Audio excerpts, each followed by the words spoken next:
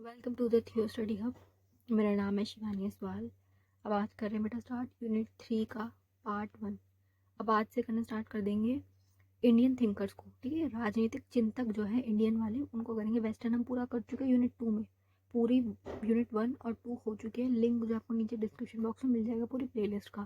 ठीक है, सब्जेक्ट आपका चला थीम्स इन कंपैरेटिव पॉलिटिकल थ्योरी।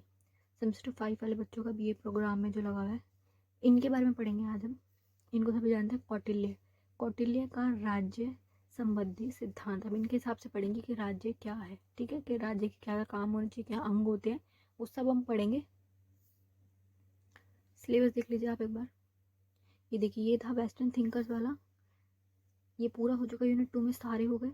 अब कर रहे हैं यूनिट 3 स्टार्ट, जिसमें क्या है इंडियन थॉट्स के भारत वाले, उनके हमारे जितने भी थिंकर्स हैं, विचारक है, उनके क्या विचार है। सबसे पहले कौटिल्य का है ऑन स्टेट।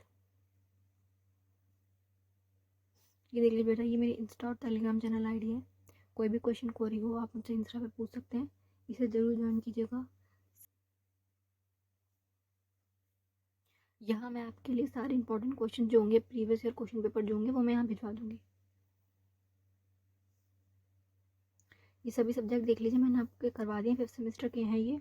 जीई में हिंदी, जीई में पॉल जिनका है सनी गांधी, सेक में जिन्होंने योर लॉ योर राइट लिया है पॉलिटिकल का, सेक में एजुकेशन जिन्होंने लिया वो, एडमिनिस्ट्रेशन एंड पब्लिक पॉलिसी। सभी के लिंक डिस्क्रिप्शन बॉक्स में मिल जाएंगे। स्टार्ट करेंगे बेटा कि कौटिल्य कौन है। इनको देख लेते पहले ही इनका परिचय कि ये कौन है, इनके बारे में पढ़ना है हमको। इनको चाणक्य, इनको देखो चाणक्य नाम से भी जाना जाता है, प्लस विष्णुगुप्त से भी जाना जाता है। अगर आपके पेपर में चाणक्य के आए सिद्धांत या विष्णुगुप्त लिखा है तब भी यही होगा। ठीक है, नाम में कंफ्यूज मत हो जाना। अनुमानित 376 ईसी पूर्व 283 ईसा पूर्व चंद्रगुप्त मौर्य के मंत्री थे। ये कौन थे? चंद्रगुप्त मौर्य के मंत्री थे। ठीक है, चंद्रगुप्त मौर्य आपको पता है बड़े, बहुत बड़े राजा थे, उनके मंत्री थे ये। वे कौटिल्य या विष्णुगुप्त नाम से भी विख्यात थे, मतलब इनको इन दोनों नामों से भी जाना जाता था। प्लस कौटिल्य और चाणक्य, चाणक्य नामक व्यक्ति के पुत्र होने के कारण इन्हें चाणक्य कहा गया। चाणक, इनके पिता का नाम क्या था? चाणक, तो इसलिए इनको क्या कहने लगे? चाणक्य, चाणक्य का बेटा चाणक्य। ऐसे चाणक्य प्राचीन भारत में एक शिक्षक, दार्शनिक, अर्थशास्त्री, न्यायवादी और शाही सलाहकार थे। शाही सलाहकार क्या? राजाओं को सलाह देते थे ये, मतलब ये इतने बड़े थे, जो राजा लोग थे वो इनसे सलाह मांगने आते थे। एडवाइजर होते हैं ना, रखते हैं लोग अपने, कि अब बताओ इस प्रॉब्लम का हल ऐसे कैसे निकाला जा सकता है, क्या किया जा सकता है, ऐसे इनसे पूछे जाते थे। बहुत बड़े, बहुत हाई लेवल वाले वो थे ये, ज्ञानी व्यक्ति। ठीक है, दार्शनिक अपने विचार रखते थे। इनकी बुक का नाम क्या है? अर्थशास्त्र। ठीक है बेटा, अब ये क्या दिक्कत है, बच्चों को लगता है कि अर्थशास्त्र मतलब इकोनॉमिक्स, क्योंकि अभी हमारे वाले इसमें आधुनिक युग में अर्थशास्त्र मतलब इकोनॉमिक्स है, लेकिन इनका अर्थशास्त्र का मतलब वो नहीं है। अर्थ का मतलब क्या होता है बेटा? धरती, बोलते हैं ना, अर्थ है ये हमारा, पृथ्वी, अर्थ, उसका शास्त्र अर्थशास्त्र। तो ये उसके बारे में बताएंगे, इकोनॉमिक्स के बारे में नहीं बताएंगे। कि जो भूमि है इसका शास्त्र बताएंगे कि इस भूमि की कैसे रक्षा करनी है, इस भूमि पे समाज को कैसे व्यवस्थित रूप से चलाना है, क्या क्या करना है, कैसे करना है। ठीक है, उन्हें लोकप्रिय रूप से कौटिल्य या विष्णुगुप्त के रूप में जाना जाता था। ठीक है, लोकप्रिय नाम है इनके। अर्थशास्त्र के लेखक। ठीक है, एक प्राचीन भारतीय राजनीतिक ग्रंथ है जो 4वीं शताब्दी में ईसा पूर्व में 3री शताब्दी सदी तक था। क्या है बेटा ये? कि इसका टाइम पीरियड बता रहे हैं, बस ये बता रहे हैं कि अर्थशास्त्र के लेखक ये हैं। ठीक है, अर्थशास्त्र बुक बहुत बड़ी फेमस ग्रंथ है एक। ठीक है, सबसे पहला आ रहा है बेटा, राज्य की सुरक्षा करना। जो आपका समाज है, जो आपका स्टेट है, उसकी सुरक्षा करना। ठीक है, काम किसका? राज्य का, सरकार का काम क्या है? जो आपका राज्य है, पूरा आपका देश है, उसकी रक्षा करना पहला काम, सबसे इम्पोर्टेंट काम ये है। ठीक है, उसके बाद शांति व्यवस्था बनाए रखना। सरकार का सबसे सबसे ज़्यादा अगर इम्पोर्टेंट काम है तो वो यही है कि जो आपका देश है उसमें शांति व्यवस्था बनी रहे। क्योंकि अगर सोचो आपस में ही लड़ रहे हैं, गृह युद्ध जैसी सिचुएशन चल रही है तुम्हारे देश में, तो तुम कभी भी डेवलप नहीं हो पाओगे, आगे नहीं बढ़ पाओगे। ठीक है, दोनों इंपॉर्टेंट पॉइंट है। सुरक्षा करना बाहरी आक्रमणों से, बाहरी दुश्मन देशों से, किसी भी प्रकार के डाकुओं वगैरह से। क्योंकि देखो बहुत पुराने टाइम की बात है, ईसा पूर्व वाले ये टॉपिक चल रहा है, कितने पुराने टाइम के हैं। तो सब क्या होता है बेटा, डाकू वगैरह बहुत होते थे जो आक्रमण करते थे, बाहर से राजा आते थे जो डायरेक्ट हमला करते थे। उस टाइम पे ये बहुत ज़्यादा होता था कि एक राजा दूसरे राजा पे हमला कर रहा है और अपना राज्य बढ़ा रहा है और आपको कमज़ोर करके अपने राज्य में विलीन कर रहा है, ये सब था तब बहुत। दूसरी चीज शांति व्यवस्था, तो समझ गए क्या है, सिंपल है ये। प्रजा की बाह्य और आंतरिक संकटों से रक्षा करना, मतलब क्या है बेटा, कि कोई बाहर से तुम पे संकट आ रहा है, कि कोई दूसरा देश आप पे आक्रमण कर रहा है, कोई दूसरा राज्य तुम पे कब्जा करना चाह रहा है, इस प्रकार के बाहरी संकट। प्लस आंतरिक संकट क्या, मान लो आपस में ही लड़ाई चल रही है, धर्म को लेके हो गई, या किसी भी टॉपिक पे आपस में ही लोग लड़ रहे हैं, आंतरिक संकट के भूखमरी हो रही है, या कोई बीमारी फैल गई, इस प्रकार की जो इंटरनल होती है ना संघर्ष जो भी चल रहे हैं, उन सब से रक्षा करना, सारी प्रॉब्लम सुलझाना, चाहे वो बाहरी हो चाहे वो अंतरीय हो, ठीक है। देश की सीमाओं का विस्तार करना, ये क्या है बेटा, देश की सीमाओं का विस्तार किया, इन्होंने ये बोला उस टाइम पे कि अपने जो तुम्हारा देश है, मान लो तुम्हारा देश है तो इसका विस्तार करो, इसे बढ़ाते जाओ, जो तुम्हारे साथ में देश है उस पर कब्जा करो, ठीक है, ये बात है। जो कि अभी के हिसाब से तो गलत है, क्योंकि अभी हम नहीं करते, ऐसा ऐसा नहीं होता कहीं पे। लेकिन ये कि पहले के टाइम पे ऐसा बहुत ज़्यादा था कि सारे राज्य जितने भी देश थे, राजे रजवाड़े हुए करते थे उस टाइम पे, तो वो सब एक दूसरे के ऊपर ना हमले करके उनको हरा के अपने अंदर विलीन करते थे, अपने अंदर मिलाते जाते थे। उससे क्या था, अपने राज्य को बढ़ाते जाते थे, बढ़ाते जाते थे। जैसे पहले हमारा देश था, हमारे देश में मुगलों ने कब्जा कर लिया, बहुत पहले के टाइम पे, अंग्रेजों से पहले मुगलों ने कब्जा किया था। फिर हमारे यहाँ पे लड़ाई हुई, हमारे वाले जो राजा थे, है ना, उन्होंने लड़ाई करी, उन्हें मारा, उनको भगाया, फिर कोई और आ गया, मतलब ये बहुत चलता रहता था हमारे यहाँ पे पहले के टाइम पे, बहुत पहले वाले टाइम की बात चल रही है।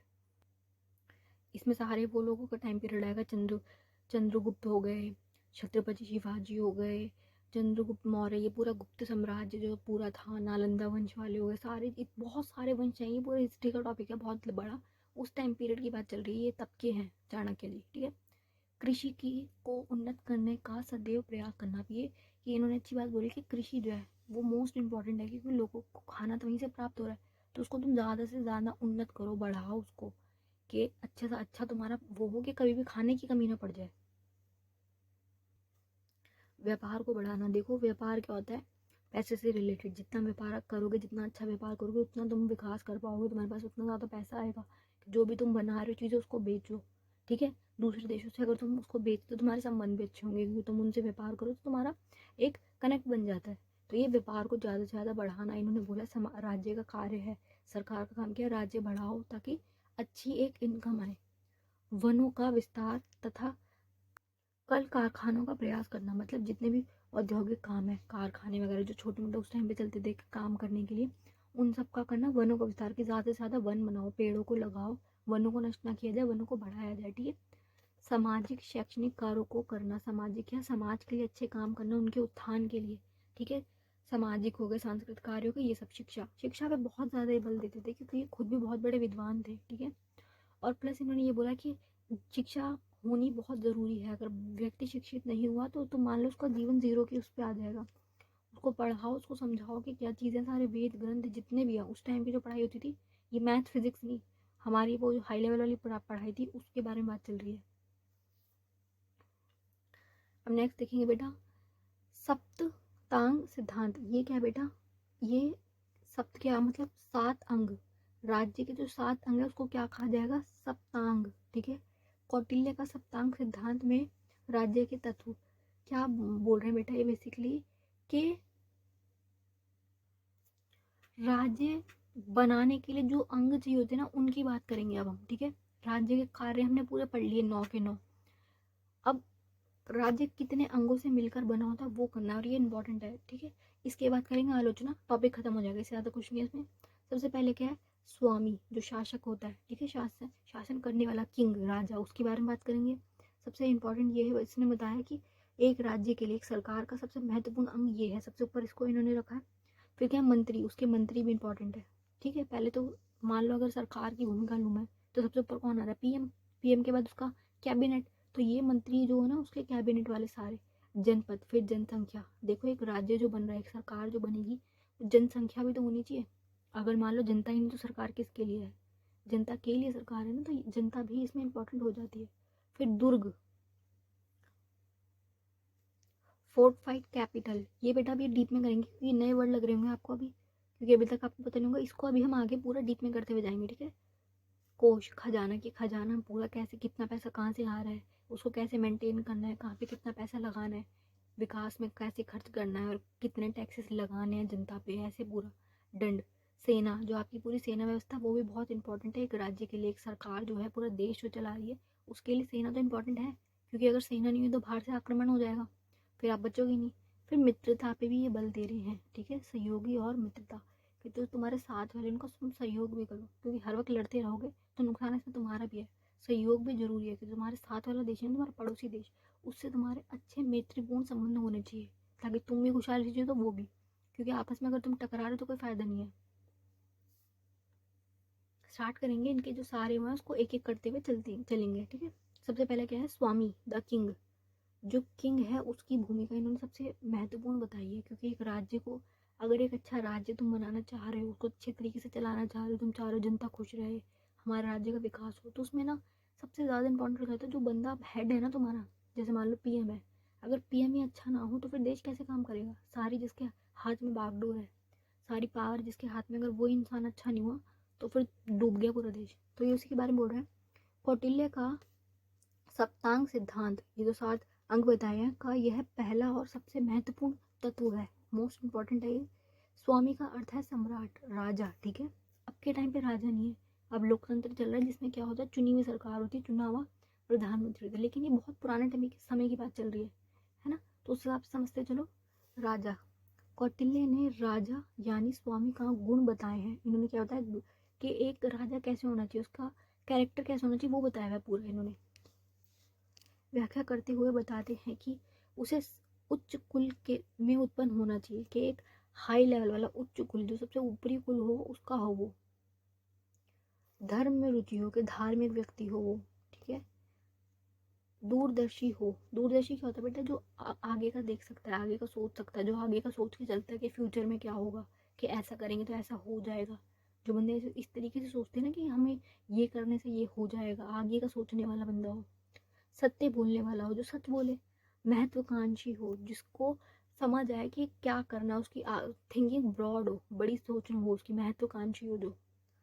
अर्थात परिश्रमी, जो अच्छा एक परिश्रमी हो, ये ना आलसी बंदा हो, जिसमें कैपेबिलिटी हो काम करने की, परिश्रमी हो वो। गुणियों की पहचान और आदर करने वाला हो, जिसको समझ आए कि कौन कैसा है, आदर करने वाला हो, लोगों को एक अच्छे तरीके से ट्रीट करें, ठीक है। शिक्षा प्रेमी हो, पढ़ा लिखा होना चाहिए राजा, क्योंकि ये पढ़ाई को बहुत सपोर्ट करते थे। उन्होंने यही बोला कि अब राजा का पढ़ा लिखा होना बहुत ज़रूरी है, क्योंकि अनपढ़ राजा है, उसे कुछ समझ नहीं आएगा कितना पैसा आ रहा है, कहाँ जा रहा है। बेसिक तो उसे पता होना चाहिए ना कि कितना पैसा कहाँ से आ रहा है और उसे कैसे इन्वेस्ट करना है, कहाँ खर्च करना है, ये सब उसे आना चाहिए। योग्य मंत्रियों से युक्त हो, अच्छे मंत्री हो जिसके।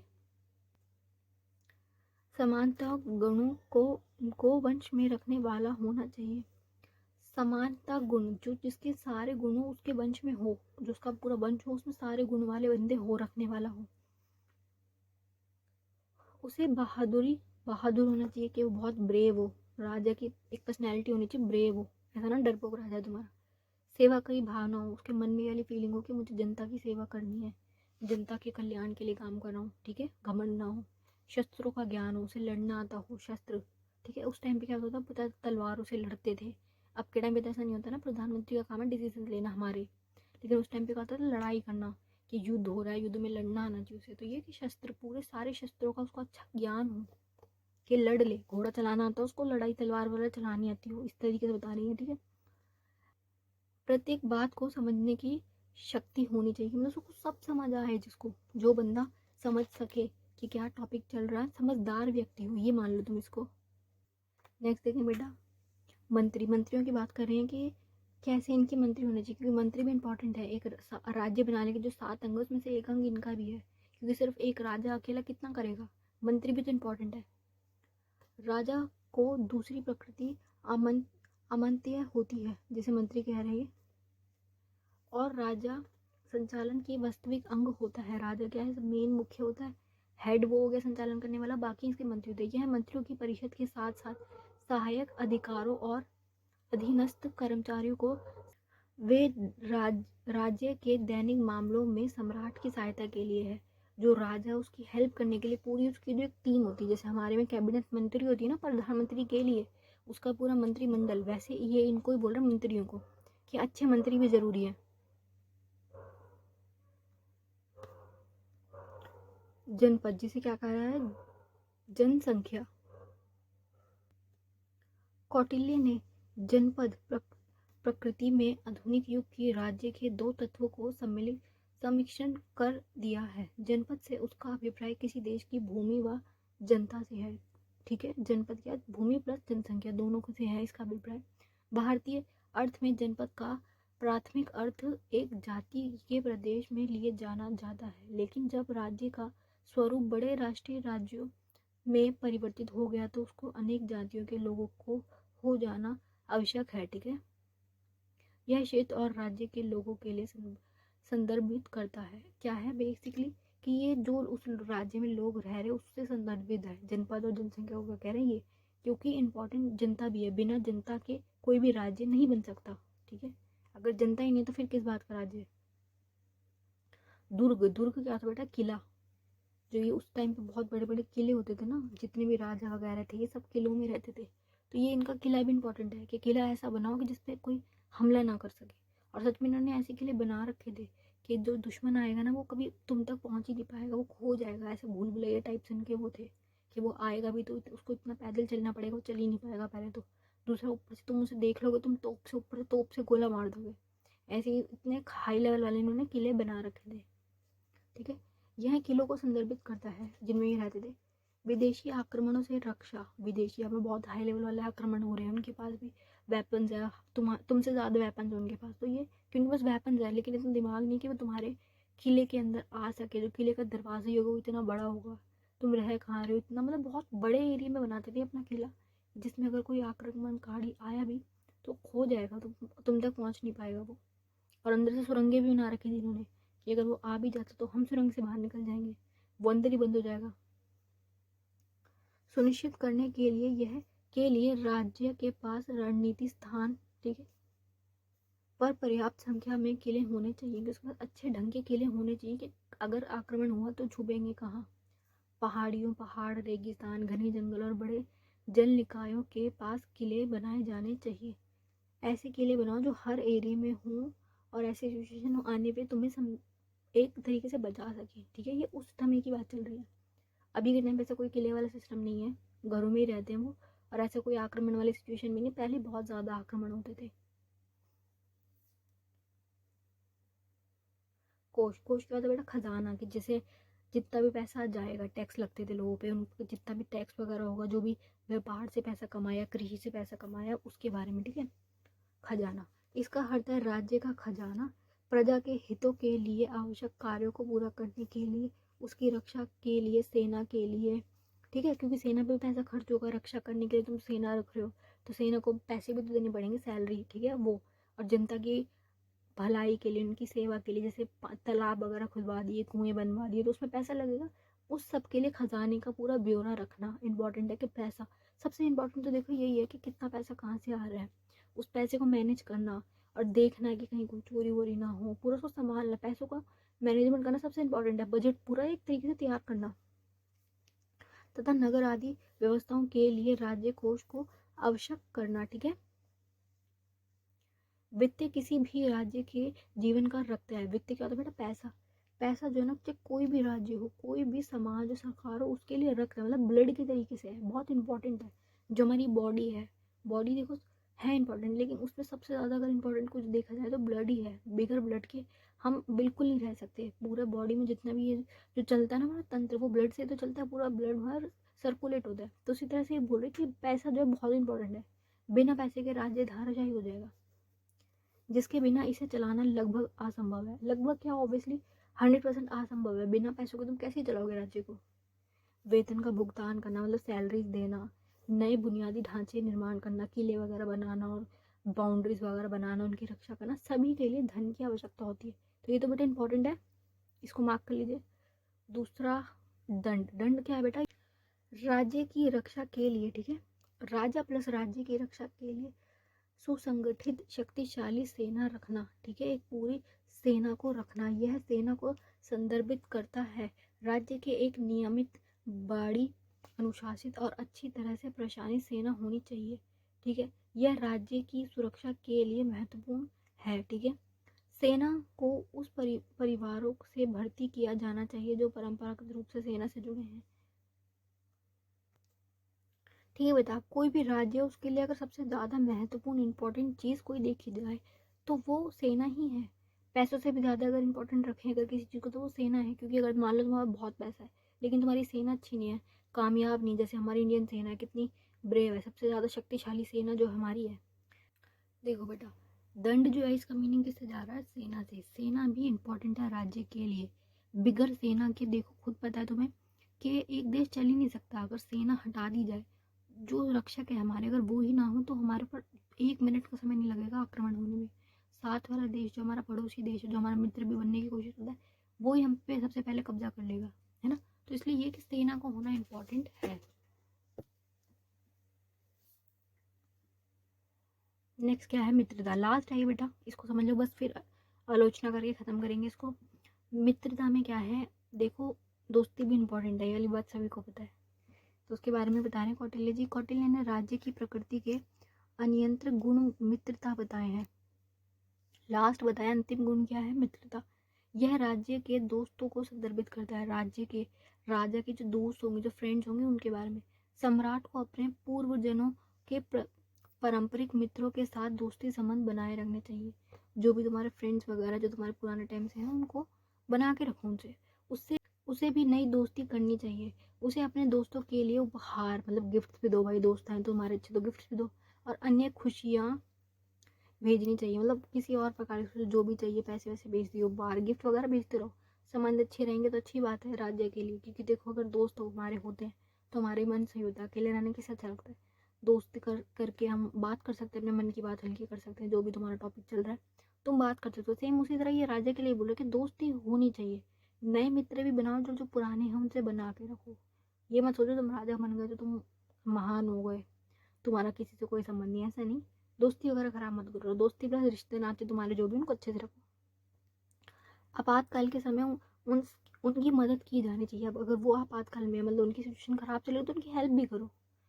उन्हें वफादार होना चाहिए, ठीक है। उनसे क्या है, हम वफादार होना चाहिए। तुम लॉयल रहो अपने दोस्तों के साथ, ठीक है। मित्र राज्य की शक्ति को जोड़ो, ठीक है। मित्र राज्य की शक्ति को जोड़ो मतलब जो तुम्हारा फ्रेंड राज्य है, जो तुम्हारा साथ में पड़ोसी देश है, जो तुम्हारा फ्रेंड है, उसको से साथ जुड़े रहो, ठीक है।